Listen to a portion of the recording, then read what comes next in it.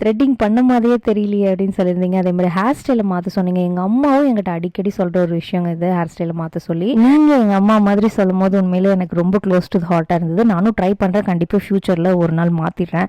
அதுக்கான முயற்சி இருக்குது, ஆனால் அது முழு முயற்சியாக பண்ணுற அளவுக்கு இப்போ என்கிட்ட டைம் இல்லை.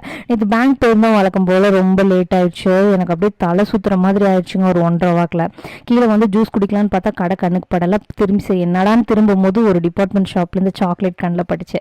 சரி என்னால் சுத்தமாக முடியல, அதனால வாங்கினேன். ஆனால் ஸ்கூல் படிக்கும் போதுலலாம் அவ்வளோ ஆசைப்பட்டு சாப்பிட்ருக்கேன். இப்போ இதில் பெரிய ஆசை இன்ட்ரெஸ்ட்லாம் இல்லை. இன்றைக்கி வந்து என்னென்னா ஒரு ஆபத் பாண்டவன் மாதிரி இதை பார்த்தேன் நான்.